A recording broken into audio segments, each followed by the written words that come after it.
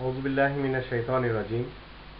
রজমকৃত শয়তানের কবল থেকে আল্লাহ তাআলার কাছে আশ্রয় চাচ্ছি। বিসমিল্লাহির রহমানির রহিম। পরমদাতা দয়ালু আল্লাহ তাআলার নামের সাথে আরম্ভ করছি। আসসালামু আলাইকুম ওয়া রাহমাতুল্লাহি ওয়া বারাকাতুহু। আপনাদের সকলের উপরে আল্লাহ তাআলার পক্ষ থেকে শান্তি এবং রহমত বরকত সবই নাজিল হোক, এটি আমার কামনা। নারীরা বিধবা থাকবে কিনা? কোরআনের দৃষ্টিতে নারীরা কি চিরকাল বিধবা থাকবে? নারীদের কি এই বিধবা নারীদেরকে বিবাহ করা কি নিষেধ? আর যদি বিবাহ করতে হয় তাহলে যে কেউ করতে পারবে কিনা? এই ব্যাপারটি নিয়ে কোরআনের ইসলাম আমাদেরকে শিক্ষা দেয়। 24 নম্বর সূরা নূর এর 32 নম্বর আয়াতে আল্লাহ রাব্বুল আলামিন বলেন, ইসলাম বিধবাদের সহিত বিবাহ করার নির্দেশ দান করে। তাই এখানে আল্লাহ রাব্বুল আলামিন সুন্দরভাবে বলে দিয়েছেন, ওয়ানকিহুল আয়ামা মিনকুম ওয়াস-সালিহিনা মিন ইবাদিকুম ওয়া ইমাইকুম ইন ইয়াকুনু ফুকারা ইউগনিহুমুল্লাহু মিন ফাদলি ওয়াল্লাহু ওয়াসিউন আলিম। আল্লাহ এখানে বিধবাদের সাথে বিবাহ করার নির্দেশ দিয়েছেন। বাংলা সমাজের বিধবাদেরকে বিবাহ করার জন্য আজ বিশেষ করে যারা ফতোয়াবাজ তাদেরকে পাওয়া যায় না। যারা শুধু ফতোয়া দিয়ে বেড়ান, যারা ভ্রান্ত ধার্মিক এবং উলামায়ে সু, বিধবাদের বিবাহ করার ব্যাপারে এদের মধ্যে পাওয়াই যায় না বললেই চলে।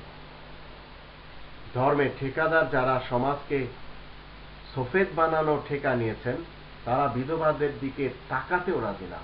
ভারত উপমহাদেশের ধর্মের ভিতরে আমরা দেখতে পাই তারা ধর্ম মান্য করে চলে, হোক সে হিন্দু ধর্ম, হোক সে মুসলমান ধর্ম, হোক সে খ্রিস্টান এবং জৈন ধর্ম, হোক সে বৌদ্ধ এবং শিখ ধর্ম।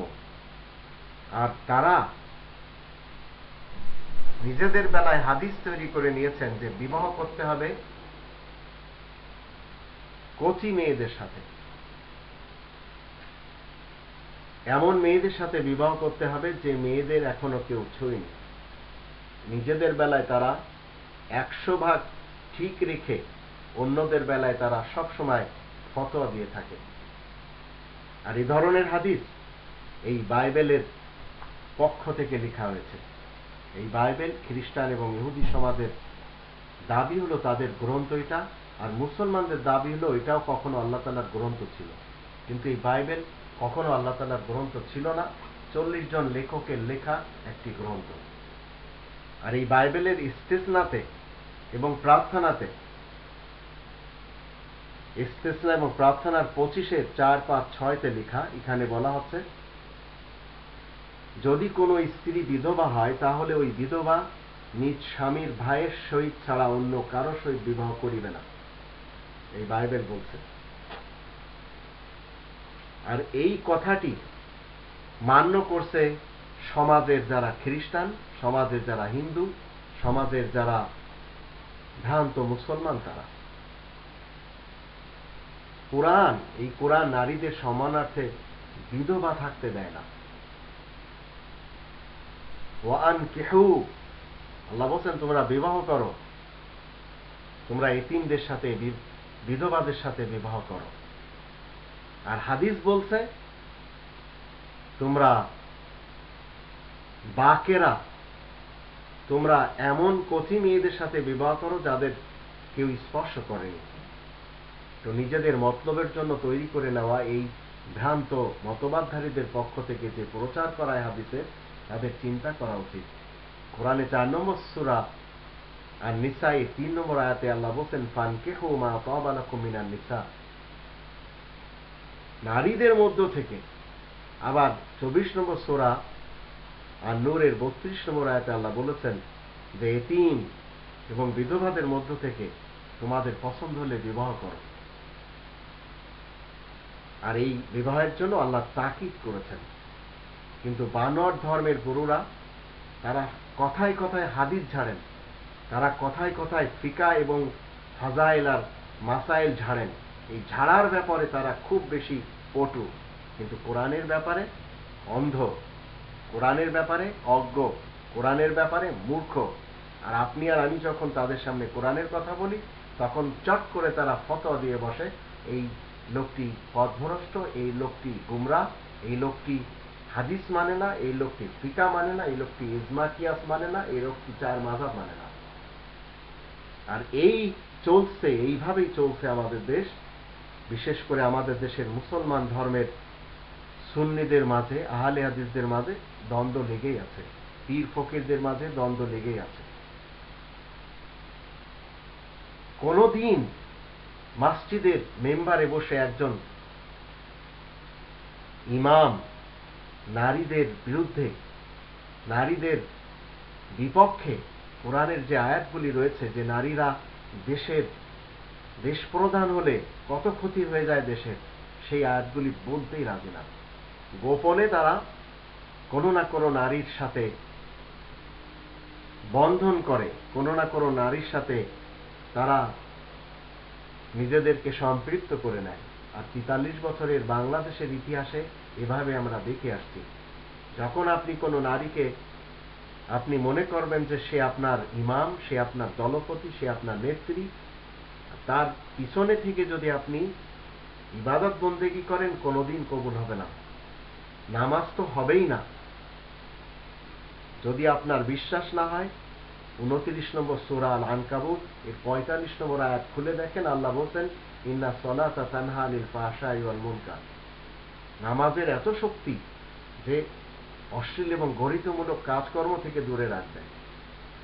5 নম্বর সূরা আল মাইদার 2 নম্বর আয়াতে আল্লাহ বলছেন, ওয়ালা তাআওয়ানু আলাল ইসমি ওয়াল উদওয়ান। গুনাহের কাজে এবং বিদ্রোহমূলক কাজে তোমরা একে অপরকে সহযোগিতা করবে না।